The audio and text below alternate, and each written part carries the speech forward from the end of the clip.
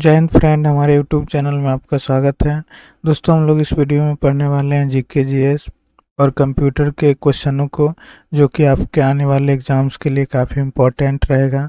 दोस्तों, अगर आप इस चैनल से नहीं जुड़े हैं तो कृपया करके आप इससे ज़रूर जुड़े, क्योंकि ये आपके जो BSPSCL की एग्ज़ाम है दोस्तों, उसके लिए आपको तैयारी करने में काफ़ी मदद करेगा।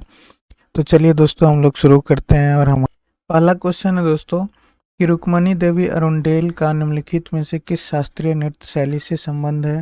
तो दोस्तों, रुक्मणी देवी का जो संबंध है वो भारतनाट्यम से है। ऑप्शन सी इसका सही आंसर हो जाएगा। दोस्तों, भारतनाट्यम का संबंध जो है वो तमिलनाडु राज्य से है। तमिलनाडु राज्य से है। जबकि दोस्तों, अगर कथकली की बात करेंगे दोस्तों, तो कथकली का संबंध केरल राज्य से है। जबकि कुचिपुड़ी का संबंध दोस्तों ये आंध्र प्रदेश से है। और कथक जो है दोस्तों वो उत्तर भारत से संबंधित है। तो दोस्तों ध्यान दीजिएगा, यहाँ पे सभी के सभी शास्त्रीय नृत्य हैं, जिसमें सबसे पुराना भारतनाट्यम है और इन्हीं से संबंधित है रुक्मणी देवी अरुंडेल। तो इस प्रकार ऑप्शन सी इसका सही आंसर हो जाएगा। कि भारत सरकार ने सामान्य बिक्री कर को भारतीय कराधान प्रणाली में बदलने के लिए किस वर्ष मूल्यवर्धित कर, जिसे दोस्तों हम लोग वैट बोलते हैं, को अप्रत्यक्ष कर के रूप में लागू किया। तो दोस्तों यहाँ पे ध्यान दीजिएगा कि सबसे पहले कि वैट किस प्रकार का कर है। तो दोस्तों ये इनडायरेक्ट टैक्स है, ये ध्यान रखिएगा दोस्तों। सबसे पहले कि इनडायरेक्ट टैक्स है। और भारत में ये लागू कब किया गया था। तो दोस्तों ये भारत में 2005 ईस्वी में लागू किया गया था। ऑप्शन सी इसका सही आंसर हो जाएगा। दोस्तों, वैट जो है भारत में 1 अप्रैल 2005 ईस्वी को लागू किया गया था। लेकिन शुरुआत में दोस्तों वैट को 22 राज्य, सॉरी दोस्तों, यहाँ पे 22 स्टेट्स और दोस्तों अगर हम बात करेंगे यहाँ पर, तो 5 जो है यूनियन टेरिटोरीज, उसमें लागू किया गया था। लेकिन 2008 ईस्वी में दोस्तों अंत में उत्तर प्रदेश में लागू कर दिया गया था। और दोस्तों वैट को लागू करने वाला प्रथम राज्य जो था दोस्तों वो हरियाणा था। हरियाणा। और अंतिम राज्य जो था दोस्तों वो उत्तर प्रदेश था। अगला क्वेश्चन है कि नारकटिया तेल क्षेत्र किस राज्य में स्थित है। तो दोस्तों नारकटिया तेल क्षेत्र जो है वो असम में स्थित है। ऑप्शन बी इसका सही आंसर हो जाएगा। दोस्तों नारकटिया तेल क्षेत्र की जो खोज की गई थी वो 1954 ईस्वी में किया गया था। दोस्तों डिगबोई भी असम का ही क्षेत्र है, जहाँ पर तेल शोधक कारखाना की जो शुरुआत की गई थी वो 1901 ईस्वी में किया गया था। दोस्तों 1979 में द्वितीय पिछड़ा वर्ग आयोग की अध्यक्षता के द्वारा की गई थी। तो दोस्तों 1979 ईस्वी की यहाँ पे बात कर रहा है दोस्तों। उस समय द्वितीय पिछड़ा वर्ग आयोग की जो अध्यक्षता किए थे वो VP मंडल किए थे। ऑप्शन ए इसका सही आंसर हो जाएगा। कि धुआं में आंखों को प्रभावित करने वाला कौन सा शक्तिशाली उत्तेजक होता है। तो दोस्तों धुआं के अंदर जो होता है वो पैरोक्सी एसिटिल नाइट्रेट होता है, जो हमारी आंखों को काफ़ी प्रभावित करता है और इसके कारण दोस्तों हमारे आंखों से आंसू निकलने लगते हैं। तो ऑप्शन डी इसका सही आंसर हो जाएगा। निम्नलिखित में से कौन सा वाद्य यंत्र आमतौर पर ऊर्ध्वाधर स्थिति में और एक मुड़े हुए धनुष से बजाया जाता है।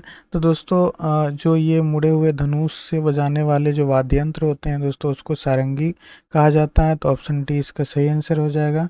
दोस्तों ध्यान रखिएगा, सारंगी में तारों की जो संख्या होती है वो 29 होती है। और बीना में दोस्तों तारों की संख्या 4 होती है। और सितार में दोस्तों तारों की संख्या 6 होती है। यहाँ पे दोस्तों सितार के जो प्रसिद्ध वादक हैं वो पंडित रविशंकर जी हैं। रविशंकर जी हैं जो सितार के एक प्रसिद्ध वादक हैं। दोस्तों इनको 1999 ईस्वी में भारत रत्न से भी सम्मानित किया गया था। और शहनाई के सबसे प्रसिद्ध वादक जो हैं दोस्तों वो बिस्मिल्लाह खान है। तो आप इनका नाम भी सुने ही होंगे, बिस्मिल्लाह खान। अगला क्वेश्चन है, भारत दुनिया के कुल भौगोलिक क्षेत्रफल का कितना प्रतिशत भाग है। तो दोस्तों भारत का जो क्षेत्रफल है वो दुनिया के क्षेत्रफल का 2.42% है। जबकि यहाँ पे सन्निकट मान दिए हुए दोस्तों, तो ऑप्शन ए इसका सही आंसर हो जाएगा, 2%। कंचनजंगा बायोस्फीयर रिजर्व निम्नलिखित में से किस राज्य में स्थित है। तो दोस्तों कंचनजंगा बायोस्फीयर रिजर्व जो है वो सिक्किम में स्थित है। ऑप्शन डी इसका सही आंसर हो जाएगा। अगला क्वेश्चन है,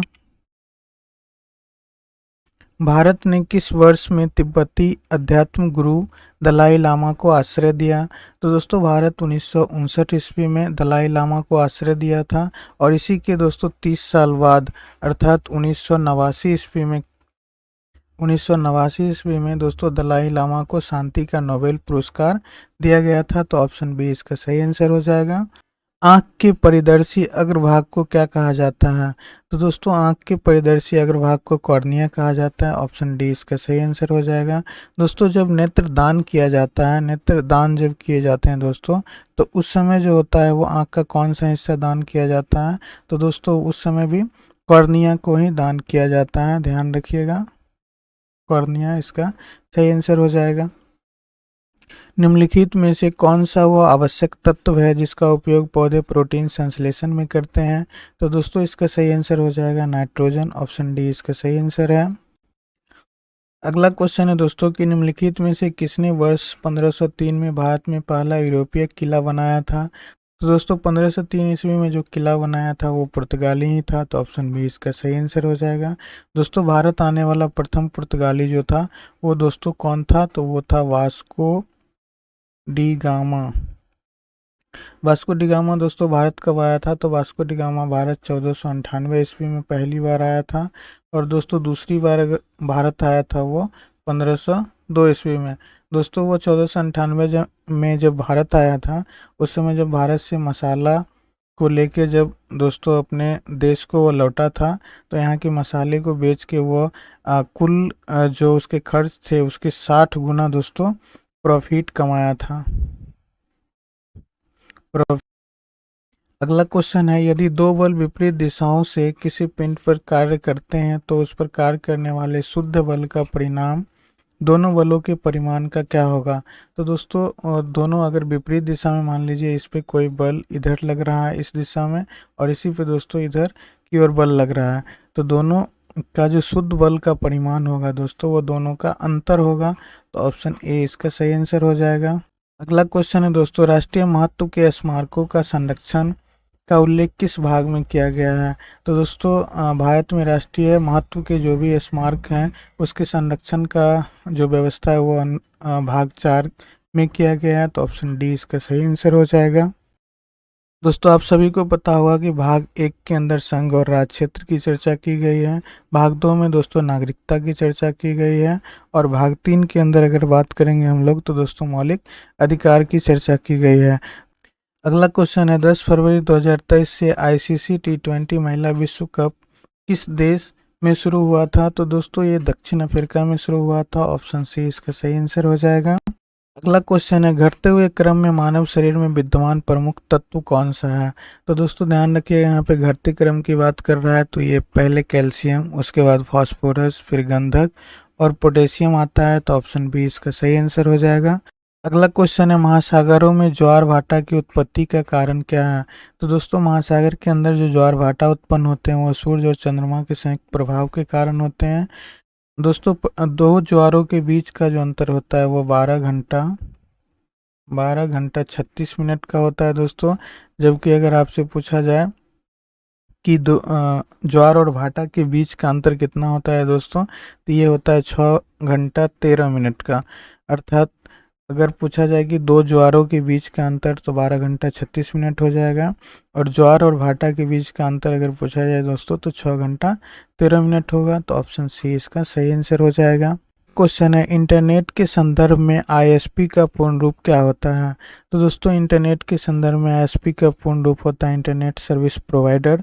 तो internet service provider, option D इसका सही आंसर हो जाएगा। अगला क्वेश्चन है, निम्नलिखित में से कौन सा ओपन सोर्स सॉफ्टवेयर नहीं है? तो यहाँ पे ध्यान दीजिएगा दोस्तों, लिनक्स ये ओपन सोर्स सॉफ्टवेयर है, एंड्रॉयड भी ओपन सोर्स सॉफ्टवेयर है, मोजिला फायरफॉक्स है दोस्तों ये भी ओपन सोर्स सॉफ्टवेयर है, जबकि माइक्रोसॉफ्ट ऑफिस जो है दोस्तों ये एक ऑफिस पैकेज है।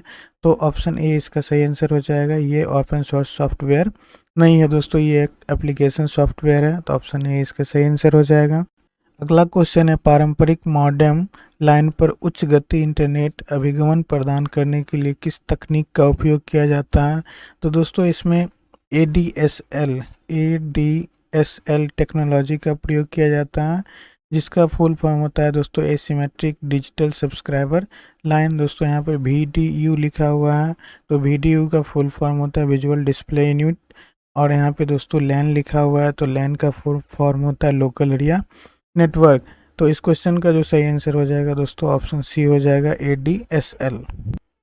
अगला क्वेश्चन है, जब एक कंप्यूटर वायरस खुद को किसी अन्य कंप्यूटर प्रोग्राम में संलग्न करता है तो इसके रूप में जाना जाता है।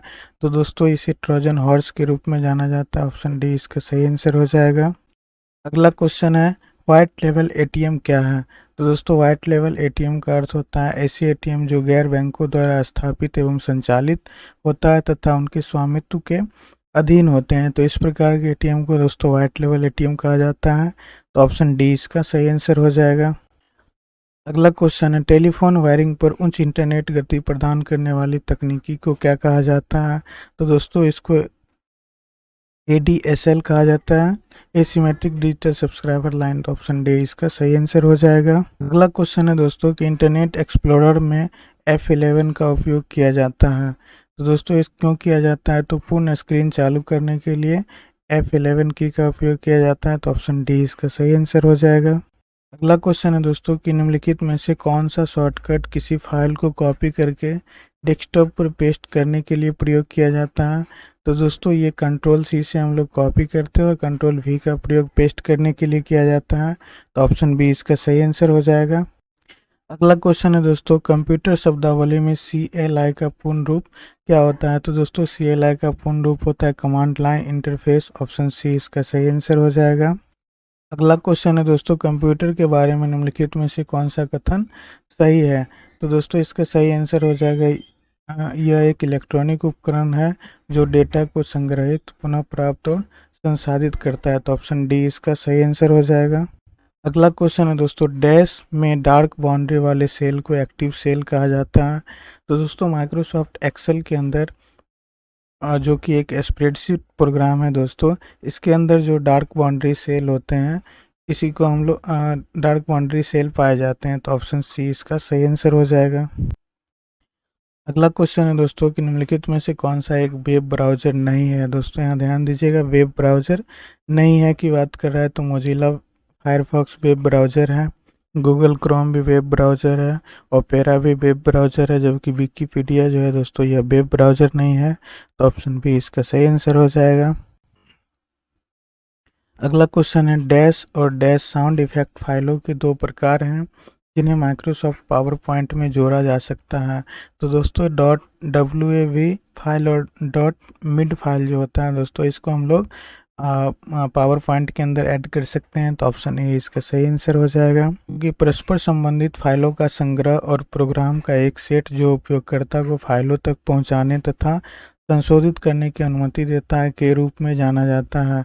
तो दोस्तों ये DBMS अर्थात इसको दोस्तों हम लोग डाटाबेस मैनेजमेंट सिस्टम के नाम से जानते हैं। तो ऑप्शन बी इसका सही आंसर हो जाएगा। तो कि एक्सेल में दाईं ओर सक्रिय सेल के साथ चयनित सेल को भरने के लिए किस शॉर्टकट कुंजी का उपयोग किया जाता है। तो दोस्तों इसके लिए कंट्रोल-R का प्रयोग किया जाता है। ऑप्शन ए इसका सही आंसर हो जाएगा। कंट्रोल-S से दोस्तों डॉक्यूमेंट को सेव करते हैं, कंट्रोल-V से सिलेक्टेड एरिया को हम लोग कंट्रोल-V से हम लोग पेस्ट करते हैं दोस्तों, और कंट्रोल-D से एक्सेल के अंदर हम लोग डुप्लीकेट बनाते हैं।